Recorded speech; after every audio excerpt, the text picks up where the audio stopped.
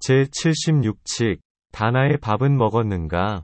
밥은 먹었는가 물음이여. 지팡이를 법당벽에 기대어 두네. 저 몸을 돌리는 곳에 이르러야 비로소 작가라고 이름한다네.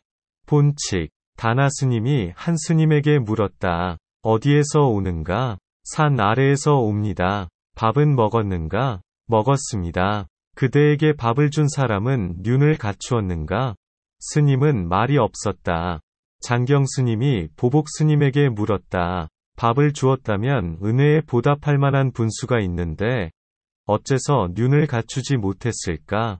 보복 스님이 말했다. 밥을 베푸는 자 밥을 받는 자 둘 다 눈먼 자이다. 장경 스님이 말했다. 그 기틀을 다했어도 다시 눈이 멀었을까?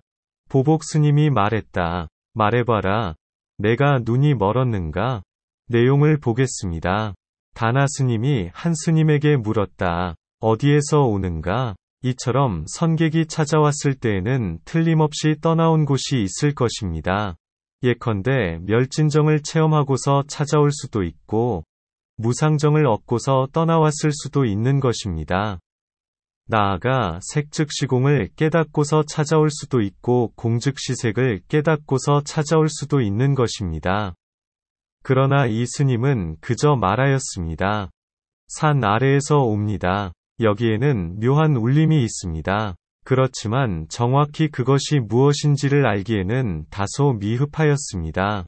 그리하여 다나 스님은 다시 묻습니다. 밥은 먹었는가? 하루로 치면 점심 공양을 했느냐는 말이 됩니다. 그러나 만약 1년 내지는 10년으로 보면 스승이 주는 밥을 잘 먹었느냐는 말이 됩니다.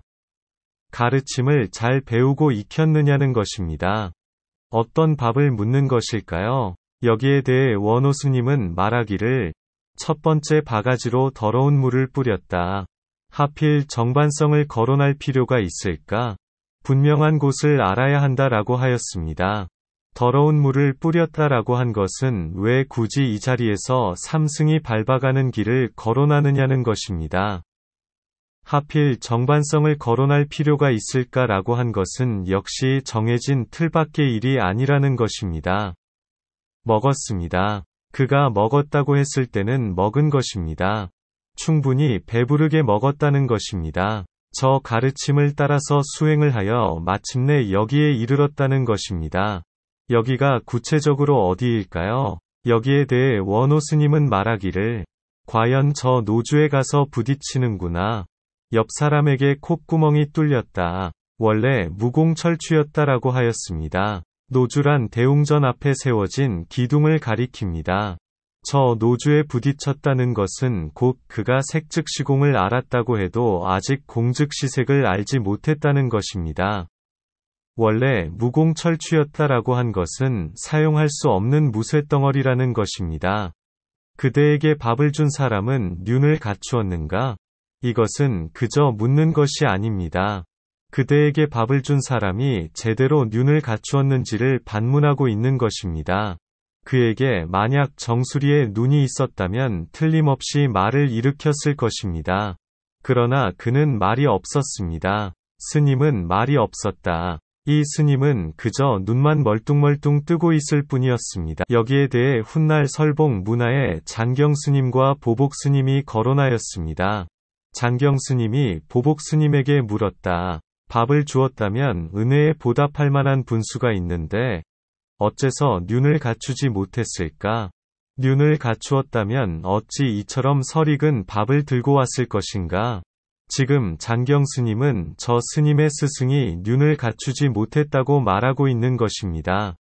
은혜에 보답할 만한 분수가 있는데 라고 한 것은 깨달음을 얻고서 부처의 은혜에 보답하기 위해 불사를 돕는 것을 말합니다.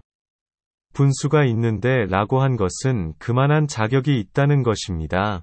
부처의 바른 법을 말할 안목을 갖추었다는 것입니다.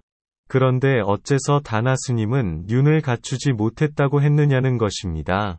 여기에 대해 원호 스님은 말하기를 그저 하나의 반을 말했을 뿐이다. 온몸이고 전신이다. 단칼에 두 쪽을 내라. 한 손으로는 들어 올리고 한 손으로는 내리 누른다라고 하였습니다. 그저 하나의 반을 말했을 뿐이다 라고 한 것은 장경 스님이 그저 반쪽을 듣고서 의심을 내고 있다는 것입니다. 온몸 통신이고 전신 편신이다 라고 한 것은 그 반쪽은 곧 이와 같고 이와 같다는 것입니다. 단칼에 두 쪽을 내라 라고 한 것은 거기에 그쳐서는 안 된다는 것입니다. 한 손으로는 들어 올리고 한 손으로는 내리 누른다 라고 한 것은 곧 촌락에 나아가기도 하고 객점에 이르기도 한다는 것입니다. 보복 스님이 말했다. 밥을 베푸는 자 밥을 받는 자 둘 다 눈먼 자이다. 보복 스님은 지금 저 밥을 받은 자와 밥을 준 자에 대해 판결을 내렸습니다. 장경 스님이 말했다. 그 기틀을 다했어도 다시 눈이 멀었을까? 그러나 장경 스님 입장에서는 여전히 위화스럽기만 합니다. 이미 기틀에 나아가고 그 기틀을 향유하고 있음에도 불구하고 어째서 아직 눈을 갖추지 못했다고 하느냐는 것입니다. 여기에 대해 원호 스님은 말하기를 어찌 좋고 나쁨을 알 것인가? 이것을 오히려 스스로가 아직 수긍하지 못하는 것이다. 그러면서 어찌 저 주발을 토벌하리오라고 하였습니다. 어찌 좋고 나쁨을 알 것인가 라고 한 것은 제대로 눈을 갖추어야 좋고 나쁨을 가려낼 수 있다는 것입니다. 오히려 스스로가 아직 수긍하지 못하는 것이다 라고 한 것은 지팡이를 꺾고 두 발로 걸어가라는 것입니다. 어찌 저 주발을 토벌하리오 라고 한 것은 끝내 저 기틀을 벗어나지 못한다는 것입니다. 부처가 없는 세상에 그를 도울 사람은 없다는 것입니다. 보복 스님이 말했다. 말해봐라. 내가 눈이 멀었는가? 그동안 수없이 주고받으면서 그대에게 안목을 보였는데 그대는 나를 긍정하지 않느냐는 것입니다. 여기에 대해 원호 스님은 말하기를 그는 그저 하나의 반을 말했을 뿐이다. 1등의 작가라면 어찌 촌락에 나아가지 못하고 객잔에 이르지 못하리오라고 하였습니다. 그저 하나의 반을 말했을 뿐이다 라고 한 것은 보복 스님이 그저 절반쯤을 드러냈다는 것입니다.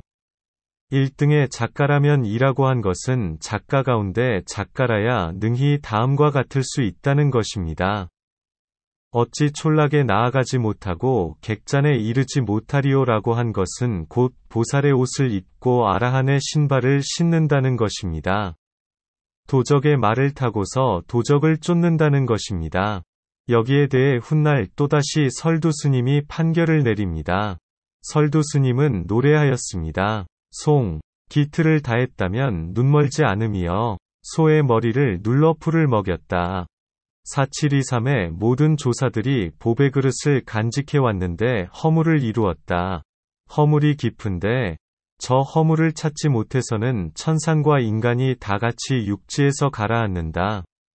하나하나 살펴보도록 하겠습니다. 기틀을 다했다면 눈멀지 않음이여. 이것은 장경 스님의 말을 그대로 옮긴 것입니다. 장경 스님은 말했습니다. 밥을 사람에게 갖다 주어 먹게 하였다면 은혜를 갚을 만한 분수가 있는데 어째서 눈을 갖추지 못했을까? 소의 머리를 눌러 풀을 먹였다. 저 스님이 이와 같다는 것입니다. 소의 머리를 눌렀다는 것은 곧 마치 목동이 소를 데리고 강가로 가서 물을 먹이는 것과 같다는 것입니다. 여기에 대해 원호 스님은 말하기를 돈 잃고 죄를 만났다. 절반은 하남이고 절반은 하북이다. 칼날을 상하고 손을 다치는 줄을 전혀 몰랐다라고 하였습니다. 돈 잃고 죄를 만났다라는 것은 곧 동분서주하며 세월을 때렸어도 허물을 벗어나지 못했다는 것입니다. 절반은 하남이고 절반은 하북이다라고 한 것은 이러한 자들을 황하의 남쪽과 북쪽에 가면 흔하게 본다는 것입니다. 칼날을 상하고 손을 다치는 줄을 전혀 몰랐다라고 한 것은 칼을 쥐었어도 물은 칼과 같고 솜씨를 가졌어도 서툰 솜씨를 면치 못했다는 것입니다. 4723의 모든 조사들이 보배 그릇을 간직해 왔는데 허물을 이루었다. 가섭존자 이후로 역대의 모든 조사들이 이 불심이라는 보배 그릇을 간직하고 서로 전했다는 것입니다. 그런데 여기에서 흠이 생겼다는 것입니다. 어떤 흠일까요? 허물이 깊은데, 지금 설두 스님은 이 허물이 작은 것이 아니라고 말하고 있습니다. 이 허물 때문에 먼 길을 돌고 돌아서 가게 된다는 것입니다. 어찌 원통하고 분하지 않으리요. 그러기에 원호 스님은 말하기를, 온 대지 사람들이 손을 바꾸어가며 가슴을 쳤다. 참으로 깊다. 천하의 납승들이 여기에서 벗어나지 못했다라고 한 것입니다. 저 허물을 찾지 못해서는 천산과 인간이 다 같이 육지에서 가라앉는다. 천산과 인간이라고 한 것은 천산계와 인간계에서 수행하는 모든 자들을 가리킵니다. 다 같이 육지에서 가라앉는다라고 한 것은 조사의 큰일을 가지고서 천년도액을 짓는다는 것입니다. 여기에 대해 원호 스님은 말하기를, 천하의 납승들이 한 구덩이에 묻혔다. 오히려 살아난 사람이 있는가? 한 수를 지나쳤다. 창천이라고 하였습니다. 천하의 납승들이 한 구덩이에 묻혔다라고 한 것은 모두가 여기에서 뼈를 묻었다는 것입니다.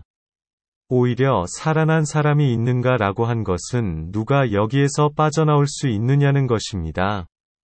쉽지 않다는 것입니다. 한 수를 지나쳤다는 것은 대국을 결정짓는 한 수가 모자란다는 것입니다. 본문 마지막에서 원호 스님은 말하였습니다. 이 허물을 그대들에게 설명해주지는 못한다. 그저 가서 조용히 앉아서 저 구절을 점검하고 살펴보라. 이미 허물이 깊다.